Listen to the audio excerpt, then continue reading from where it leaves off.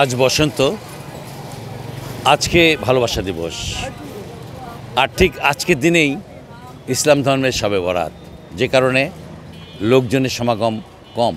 ভালোবাসা দিবসে আজকে যেভাবে এখানে ভিড় হওয়ার কথা, ঠিক ততটা ভিড় আমরা দেখতে পাচ্ছি না।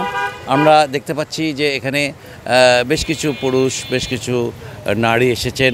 তারা ভালোবাসা দিবসের জন্য ফুল নিয়ে যাচ্ছেন।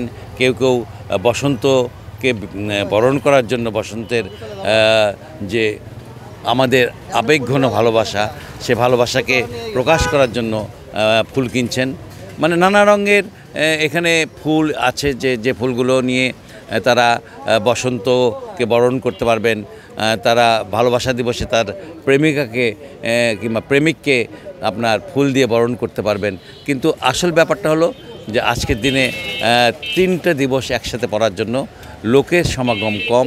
এখানে প্রচুর লোক সমাগম হয়, কিন্তু আজকের এই দিনটাতে কিন্তু আমরা সেই রকম সমাগম দেখতে পাচ্ছি না।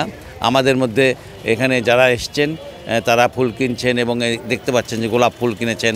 এবং আরেকটা জিনিস আমি আপনাকে দেখাতে পারি যে আজকের দিনে কেউ কেউ কিন্তু আপনার ভালোবাসা দিবসকে আপনার সাথী করে, সঙ্গী করে বিয়েও করবেন, যে কারণে গাড়ি সাজিয়েছেন।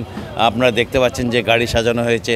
তার মানে বুঝতেই পারছেন যে ভালোবাসা দিবসটাকে নিজের বিবাহ দিবস হিসেবেও তারা রাখতে চাচ্ছেন।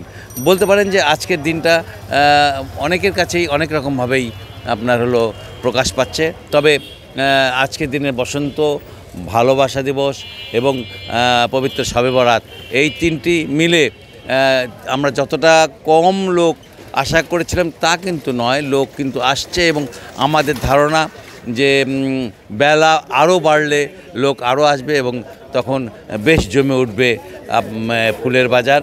বগুড়ার এই ফুলের বাজার কিন্তু মোটামুটিভাবে আজকে যেরকম আশা করেছিল যে কোটি টাকার ফুল বিক্রি করবে, সেটা হয়তো সম্ভব হবে না।